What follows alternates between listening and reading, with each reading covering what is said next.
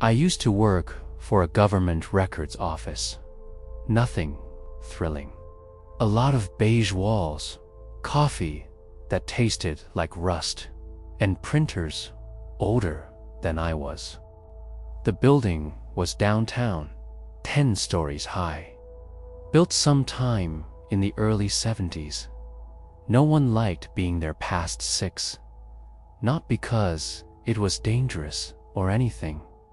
It just felt wrong when it got quiet. The elevators were the old kind, with metal grates and buttons that clunked when you pressed them. Our office was on the 5th floor. We shared it with civil records and a mostly empty archive room. One night, I stayed late. We were digitizing records, and I had fallen behind. The floor was empty except for me and the hum of fluorescent lights. Around 8:30 p.m., I packed up my laptop and headed to the elevators. That's when I noticed something strange. The elevator display didn't just show the standard 1 through 10. It flicked past 4 like it wasn't there. I waited for it to stop on 5, but instead, it dinged and opened on 3. Nobody inside. I hit the button for 1. The doors closed. It began descending, but slowed at 4. There was no ding, no indicator lit up, but the elevator stopped. The doors opened. I looked out. There was a hallway, dimly lit, same sterile tile floor, but darker, like the lights were lower wattage or dust covered. The air smelled like mold and something sweet underneath, almost like fruit that had gone bad in a sealed box. There were no signs on the walls, no sound. I stepped out. It wasn't curiosity exactly. It was that numb kind of decision you make when your brain stops checking in. I walked slowly down the hall. A soft hum filled the air, like a server room with no machines. The hallway wasn't long, just a few doors on each side, but every door was closed, plain brown, no numbers, no windows except one. Room 417, the only door with a number. Its plaque was dented, like someone had tried to pry it off. I touched the doorknob. Cold. The door opened without resistance. Inside was a small office. Empty desk, filing cabinets. A window that looked out onto ... Nothing. Just static gray, like fog or a turned-off TV. I stepped in. The door shut behind me. Hard. The lights flickered. I turned to open the door again, but there was no knob on this side. Just flat metal. Panic started to bubble. Then I heard the sound. Not footsteps. Pages turning. Fast. Sloppy. Like someone was rifling through paper with frantic energy. It was coming from the filing cabinet. I approached slowly. There were 4 drawers. One was open an inch. As I reached for it, it slid open on its own. Inside, manila folders, hundreds, all labeled with names and dates. I saw mine. Name, birth date, department, then a red stamped note. Access granted. Temporary. Behind it, another folder. My brother's name. He died in 2016. Then, one more. My father's. He died in 1991. The lights buzzed. The cabinet slammed shut. I turned, heart pounding. The window had changed. It now showed an overhead view of the building, like a security camera feed. I could see myself in the room.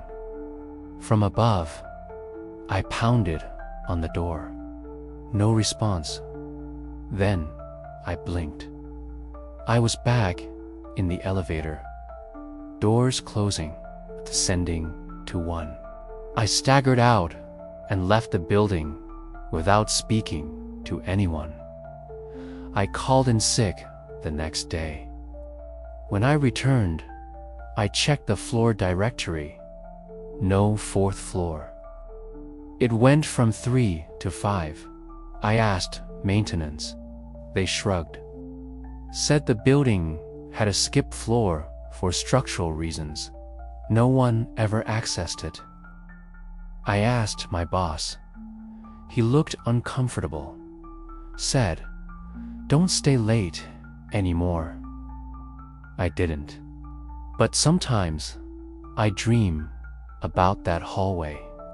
I see new names on the door. One of them is yours.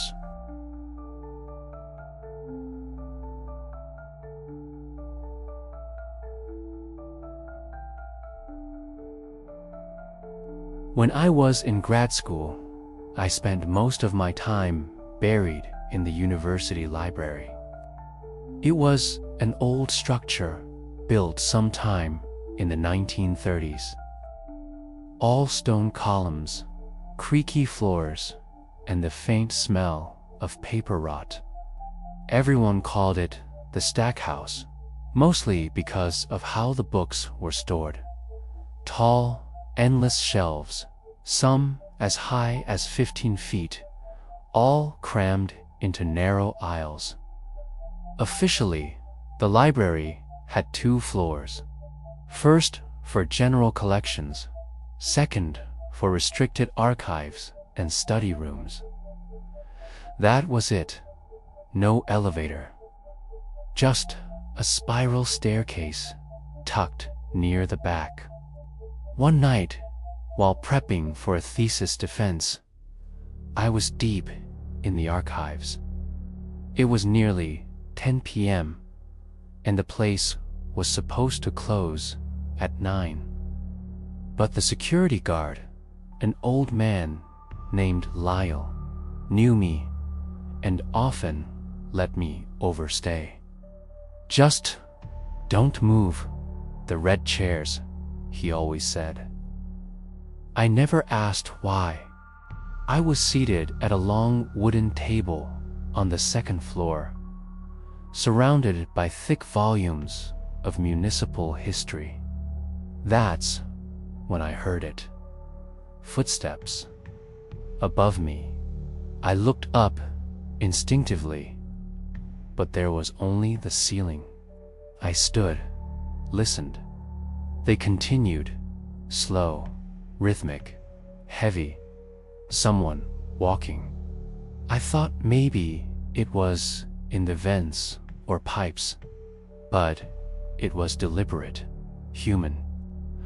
I walked toward the back of the library where the spiral staircase was. As I neared it, I felt something odd. A breeze, cold air, gently drifting downward.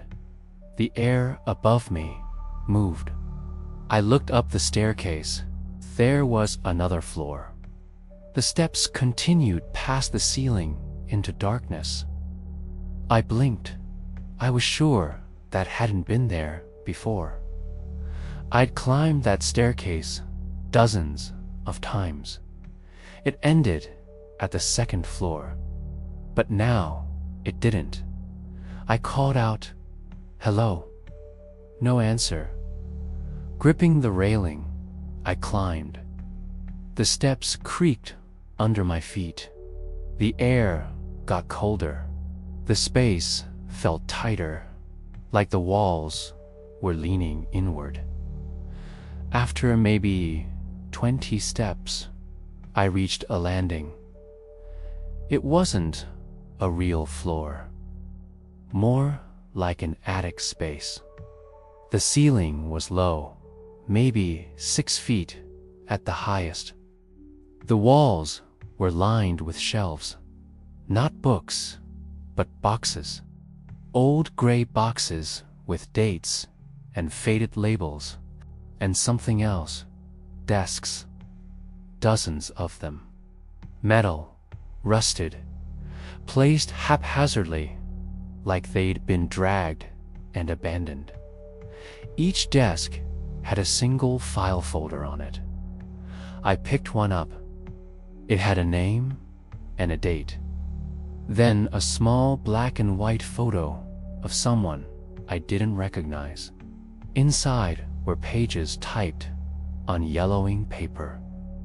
The top one read, "Student infraction observed." I opened more. All had names, faces, warnings. Some were stamped cleared. Others said retained. That word chilled me. Then I found one with my name. I didn't remember the photo being taken. But there I was, drinking coffee on campus steps. The note below read, "Subject interacts after 2 o'clock. Pattern repeated. Access permitted." I dropped it. A light snapped on deeper into the room. I wasn't alone. A figure sat at a desk far back, head down, writing. I took one step.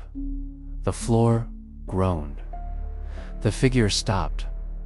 Slowly, it turned toward me. Its face wasn't blurred. It wasn't hidden. It was mine. Older, tired, smiling faintly. It nodded. I ran.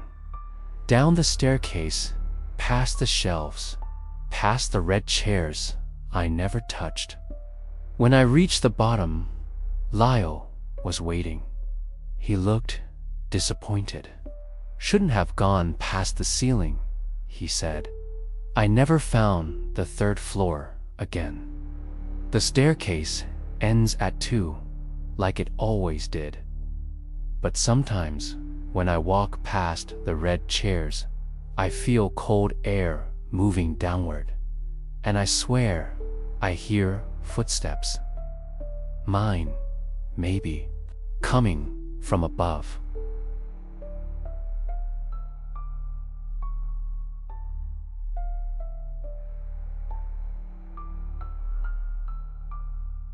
Back in 2018, I was on a solo road trip through the Midwest, following no real itinerary. One night, I stopped at a roadside hotel, just off the interstate. Not one of the big chains, just a tall, aging structure with faded red carpet and a sign that buzzed when lit. It was called the Delmore Inn. I arrived late, past midnight. The clerk barely looked up when I walked in. She handed me a room key without asking for ID. The tag read 723. 7th floor, she muttered. Elevators to your left. The lobby had that heavy, humid feel of a place that hadn't been properly cleaned in a decade. I made my way to the elevator.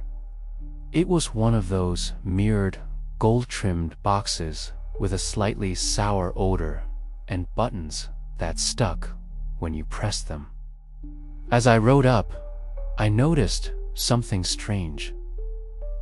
The elevator buttons only went up to 6. Number 7. But my key clearly said 723.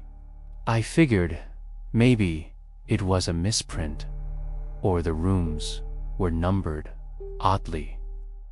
Still, when the elevator opened on the 6th floor, there was a small stairwell to the right. I followed it. The staircase was narrow and dimly lit, with yellowed wallpaper and the smell of wet carpet. At the top, a plain door with no number waited. When I pushed it open, a hallway stretched ahead, long, quiet, and colder than the floors below.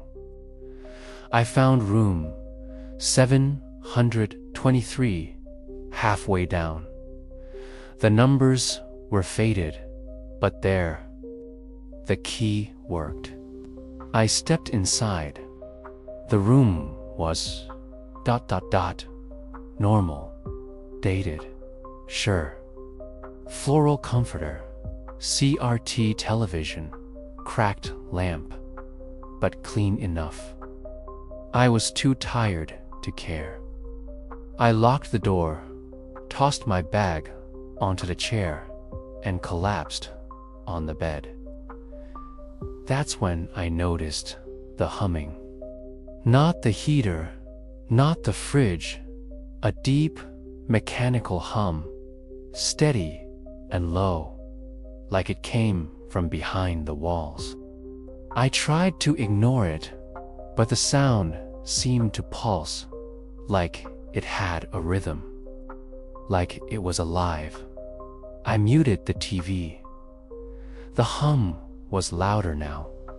I pressed my ear to the wall. Nothing. Then I heard it. A faint voice. Room service. ... Soft. Drawn out. I looked through the peephole. The hallway was empty. Then the doorknob turned. It didn't jiggle. It rotated slowly, as if someone had a key. I rushed to the door, holding the bolt in place. Whoever was out there tried again, then stopped. Silence. A few minutes later, a knock. 3 times, I shouted, "Wrong room." No response. I looked through the peephole again. This time, I saw something. A man, facing away, wearing what looked like a hotel uniform. Dark red vest, black slacks, but his hands were wrong. Too pale, too long, like he was wearing gloves made of porcelain. Then he turned. No face, just smooth skin where eyes and a mouth should be. I stumbled back, heart racing. The knocking began again, louder, faster. I grabbed my bag and ran for the door. When I opened it, the hallway was empty again. No one. I ran down the stairs, past the 6th floor, straight to the lobby. The clerk was gone. No one at the desk, no guests, no sounds. I left the key and drove off without looking back. Later, out of morbid curiosity, I searched for the Delmore in online. No listing, no address, nothing. But last week, I passed through that same stretch of interstate. I swear I saw the sign, buzzing red, still flickering, and I still have the key tag, room 723.